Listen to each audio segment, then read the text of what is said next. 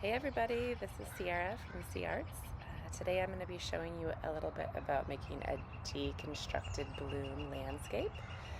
So let's get started.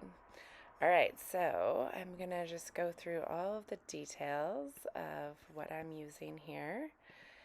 I am using for the base PPG Multi-Pro in Satin, which you can get at Home Depot. And then for my colors, they are pretty much almost all just from the tube. So sometimes I've mixed different colors together to get the exact color that I'm looking for, but they're all tube paints. So for my pouring medium, which is mixed with everything besides the base and the Cell Activator, I'm using Behr 8300 Untinted Deep Base Paint, which you also can get at Home Depot. 50/50 mixed with Valspar High Gloss Ultra Base C Untinted, which you can get at Lowe's. So those, like I said, are 50/50, and you need to mix them well. And the great thing I love about this recipe is that you don't actually need any varnish unless you're using pigments, which is why I'm not using a lot of pigments, because just the varnish sometimes just gets to my lungs, and so I'm trying to find recipes that I feel like are working well for my lungs. After I mix my pouring medium with my paint, I then need to add some American Floetrol to get it to flow nicely. This is a step that I missed that made it really hard to make blooms. I was getting cracking and all sorts of other issues where it wasn't kind of moving enough. So please don't forget this important step. Other people use gel varnish, but like I said, for my lungs, that's not what I wanted to do. What I'm using for Cell Activator here is two different Cell Activators. And what I do is I put on first the Prussian blue, then the titanium white, and then another drop of the Prussian blue. And I just find that this makes the cells really pop in a different way. And sometimes I even get those really cool peacock cells.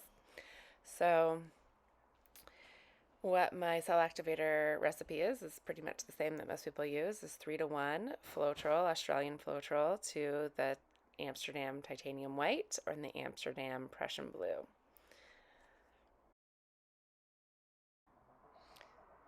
So you can see here that I'm pretty happy with the top half of the canvas and not quite as happy with the bottom half. It's beautiful, but I was kind of going more for wanting a reflection in the bottom of the top and wanting it to look more like water. And because I've used green on the bottom, it's not really looking too much like water.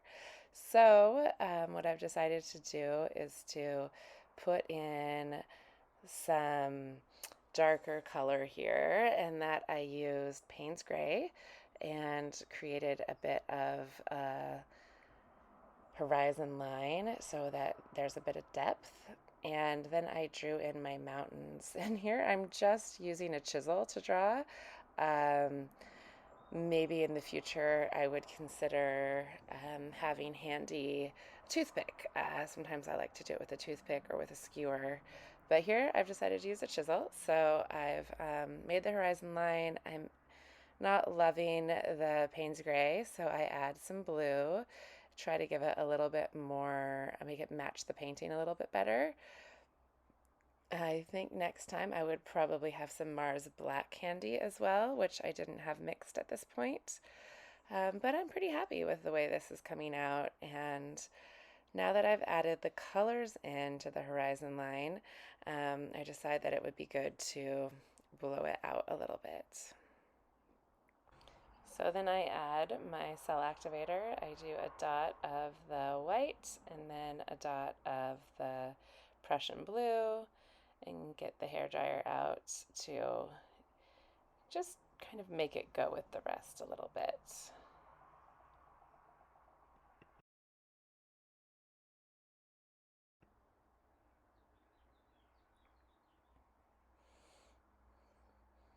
Now I decide to keep working on the composition and that it might be nice to give it a little bit more depth by having some other hills in the background.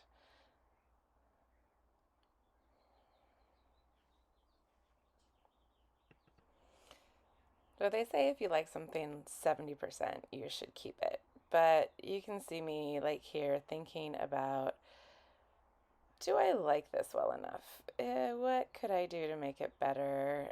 I'm still not loving the green along the bottom, but I'm not really sure how to make it so that I'm gonna like it more.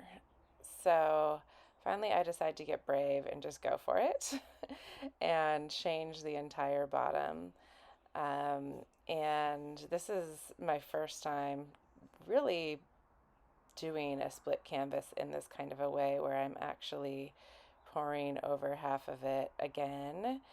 Um, and so I'm a little bit nervous about that, but I decided to take a risk, and I'm glad I did because I'm really happy with the way it came out in the end. So you can see me layering up the colors again, and then getting ready to do another bloom along the lower half of the canvas. And of course, this is always a little bit hard because you have the white there, and it can easily spread into what you're trying to keep there at the top. So you have to be careful. All right, so once again, I'm doing the 3 types of Cell Activator. So first the Prussian blue, then the white, then the Prussian blue again, and then using the hairdryer. Sometimes I blow it out with my mouth first, but this time I decided to just go straight in with the hairdryer.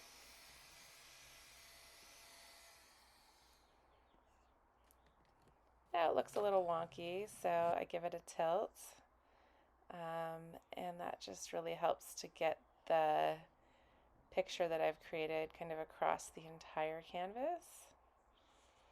And it's looking much more like a water reflection now, so I'm happy with that.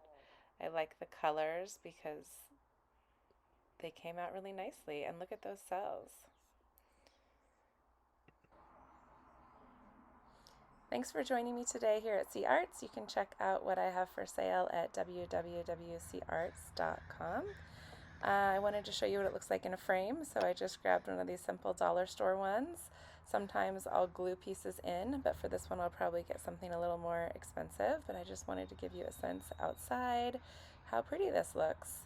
Alright, subscribe, and I hope to see you back here on my channel. Thank you so much. Take care.